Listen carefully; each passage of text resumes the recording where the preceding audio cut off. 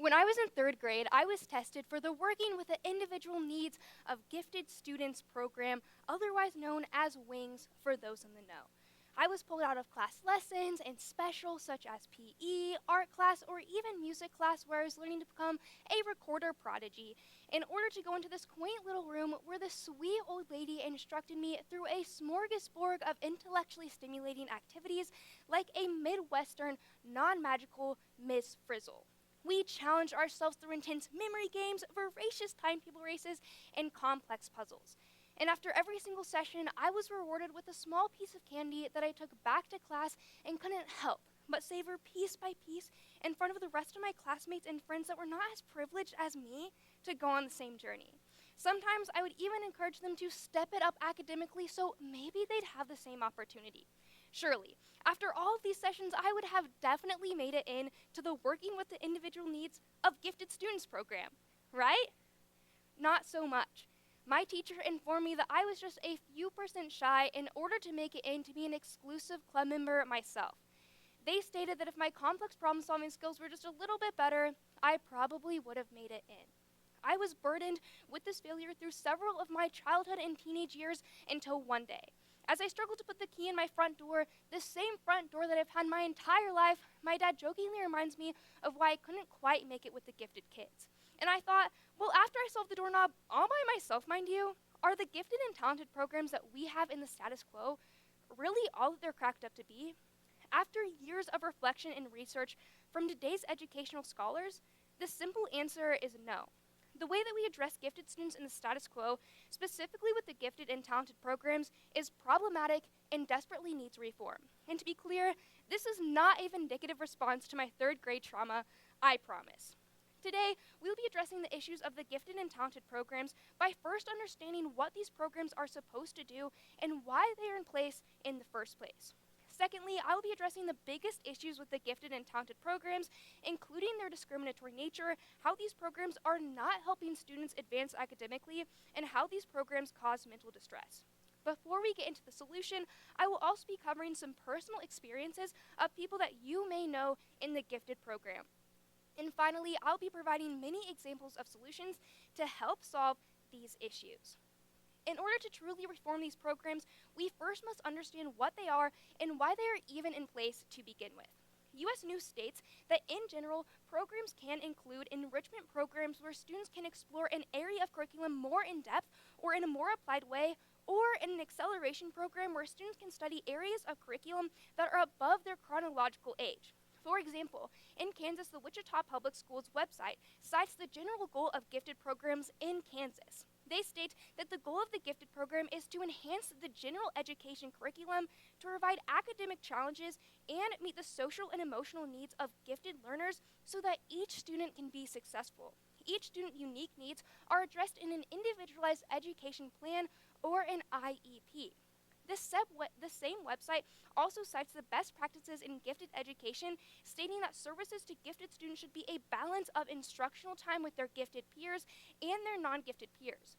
Enrichment opportunities provided by the general education and gifted teachers within the classroom benefit both gifted and non-gifted students, and attention should be paid and instruction given to gifted students related to their social and emotional needs. Although, how are these programs truly set up? Surprise, this is where we're starting to see the problems. It is important to note that there isn't actually a standardized approach to gifted education. According to Joyce Van Tassel Bosca, who has an education degree, and Alyssa Brown, who has a PhD, all school districts have strong preferences and control on how the gifted program is set up in their own individual district. This can include the teachers who work for the program, the administrators in charge of running it, and the students that participate and benefit from it. Overall, states and localities generally defines not only who qualifies, but what the program offers. Bosca and Brown also stated that frustrated teachers noted that more clarity is needed in regarding which set of expectations we are to meet and how they expected us to meet them with limited time.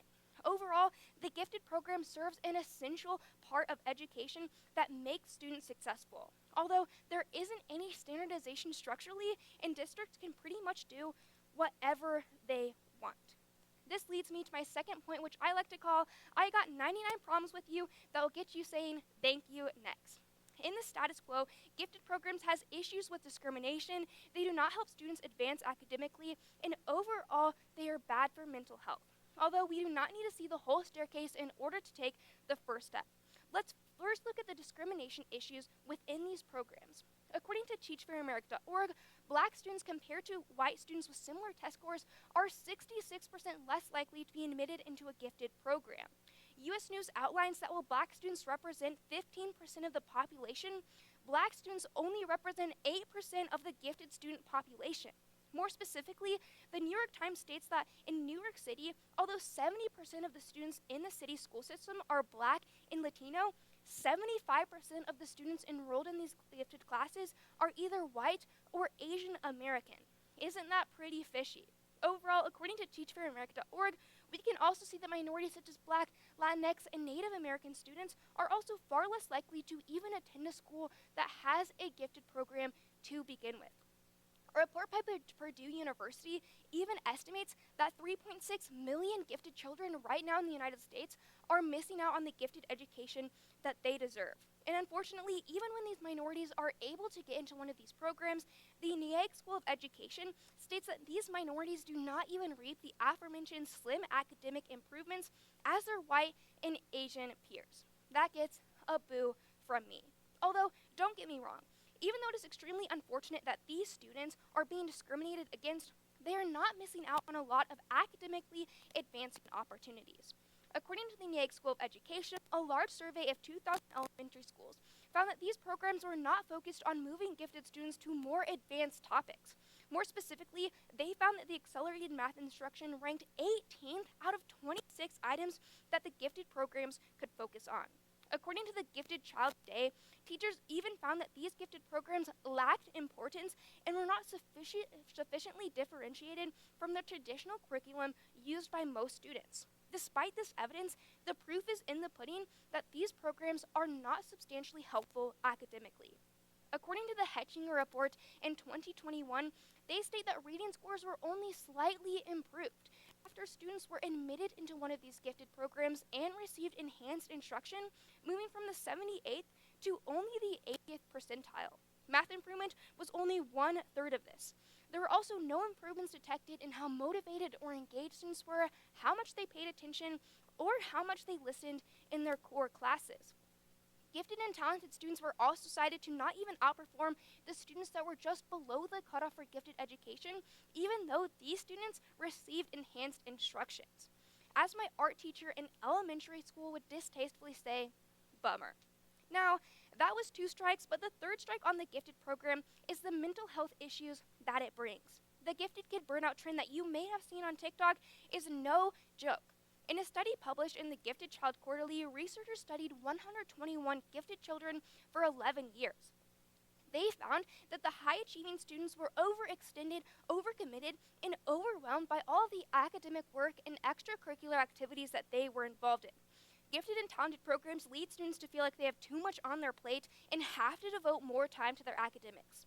A report by Robert Wood Johnson Foundation even states that the top environmental conditions harming adolescent wellness are conditions of poverty, trauma, discrimination, and an excessive pressure to excel. According to behavioral sciences, research has also found that gifted adults have a disproportionately high risk of suffering from a crisis of meaning, while academically high-achieving adults experience a sense of meaning.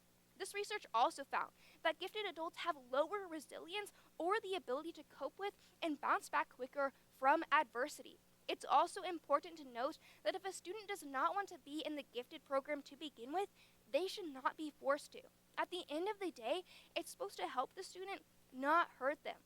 Now that we have the cold, hard facts on the gifted program, we can see that the diamond of opportunity that the gifted program has once represented has now been reverted into the coal of disappointment. Now, to add anticipation and some interesting spice, let's hear from our fellow classmates about what they think about the gifted program. One student that I interviewed stated, "Every time I go there, I skip and go to my favorite teacher's classrooms." Or even, "I think that whenever I was in middle school, it was helpful because I wasn't challenged. But now that I'm in high school, it just feels like another thing for me to do. I don't think that it's helpful to me anymore." Or even, high school is a complete waste of time. I got the slip to go to the gifted program during study hall and I crumbled it up and put it in my pocket. And finally, I dropped out. Freshman year, I was gone.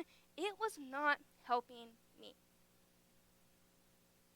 But don't worry, I'm not just going to leave you in the dust like a madman. How do I propose that we fix this issue? Well, with a 3-step process, of course, silly. Before this process, I will first describe what solutions have failed, and then touch on the funding of these programs, the school-wide enrichment model, and the Kansas priorities for mental health. In order to win, you must begin, so let's get started. If we've learned anything in the reform of gifted programs, we know that banning these programs is not the answer. According to National Review, many major cities have tried to ban these gifted programs in the past, and it has not worked. For example, places like Seattle, which eliminated gifted programs for middle schoolers, and suburban Philadelphia, which eliminated academic tracking for middle and high school students entirely, are not doing the right thing for education by completely neglecting gifted education. In this article, Rich Lowry stated that the equality that matters is equality of opportunity toward the end of maximizing everyone's achievement by making a personalized plan that is best for each student. And he is absolutely correct.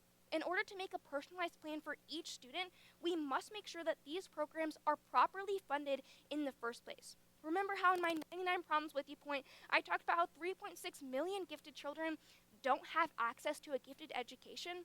Well, one of the reasons for this is because these students don't even have access to a funded gifted program.